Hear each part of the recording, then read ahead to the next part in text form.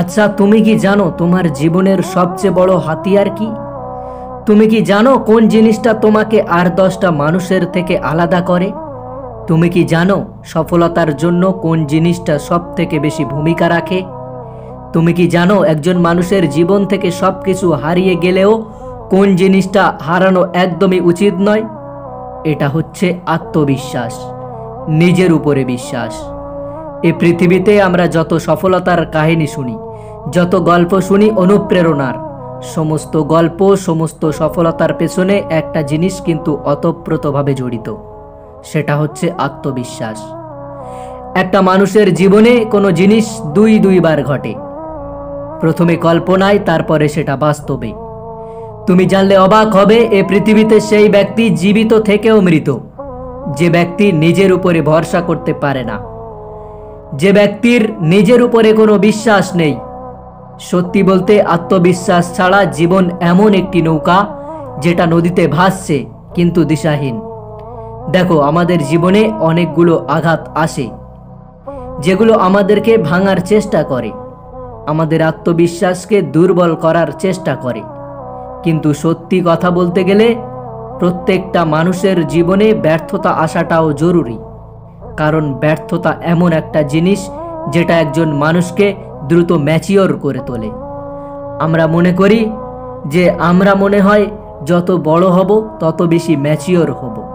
বিষয়টা এমন নয়।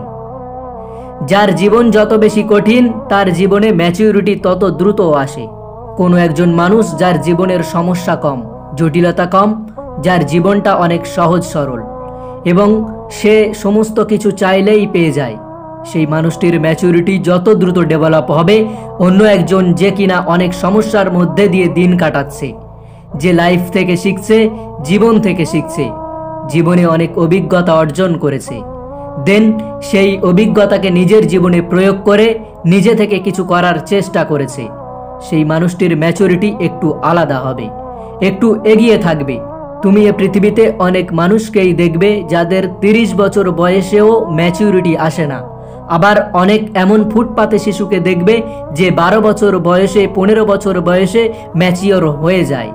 তার কারণ তার পরিস্থিতি, তার অবস্থান, তার সিচুয়েশন আর তার পারিবারিক সমস্যা, তার জীবনের জটিলতা, এই সমস্ত কিছুই তাকে ম্যাচিওর করে তোলে।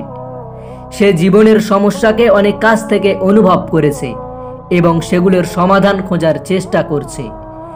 এবং তুমি খেয়াল করলে বুঝতে পারবে যে আজকের দিনের পৃথিবীর সব থেকে ধনী ব্যক্তি বা সফল ব্যক্তিরা, তারা বেশিরভাগ হয় মধ্যবিত্ত, না হলে নিম্নবিত্ত, না হলে নিম্নবিত্ত পরিবার থেকে উঠে আসা। তার কারণ তারা জীবনকে অনেক কাছ থেকে অনুভব করেছে। এখন তুমি আমাকে প্রশ্ন করতেই পারো যে অনেকে তো আছে যারা গরিব, কই তাদের জীবন তো পরিবর্তন হচ্ছে না? অনেকে তো আছে যাদের জীবনে অনেক বেশি সমস্যা, কই তাদের জীবনে তো পরিবর্তন আসছে না?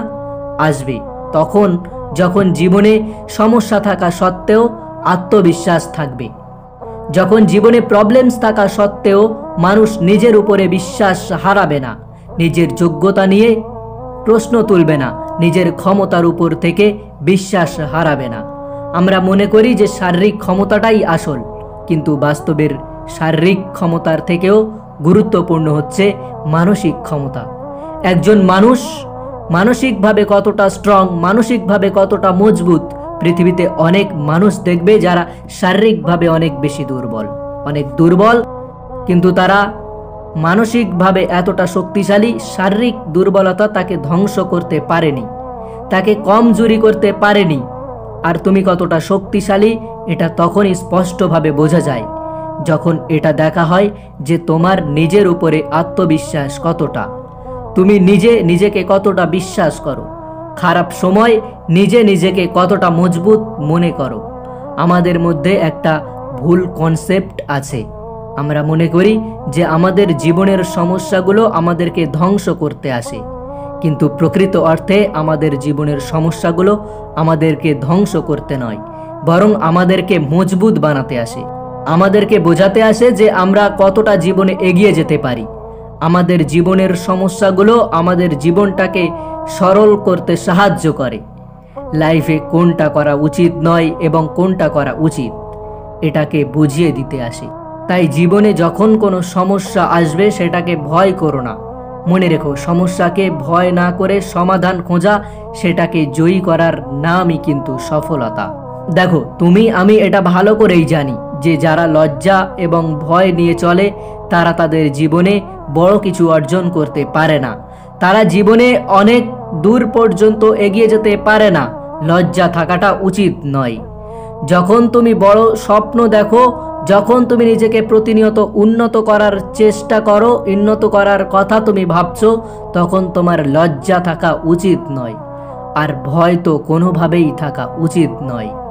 যে ব্যক্তি ভয় পেল সে ব্যক্তি হেরে গেল।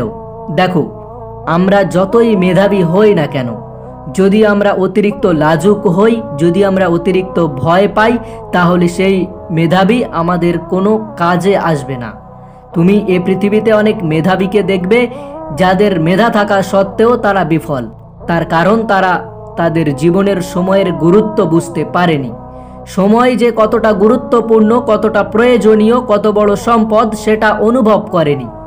দিন শেষে আমরা যতই মেধাবী হই না কেন, যদি পরিশ্রমের শর্টকাট খুঁজতে যাই তাহলে আমরা আমাদের জীবনে অনেক বাজেভাবে ফেঁসে যাব।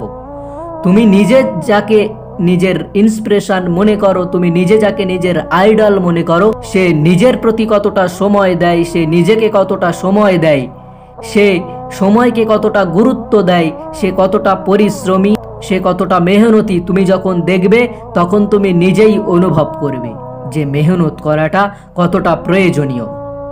তখন তুমি অনুভব করবে আদৌ সফলতা পেতে গেলে পরিশ্রমের কোনো শর্টকাট আছে কিনা, মেহনতের কোনো বিকল্প আছে কিনা।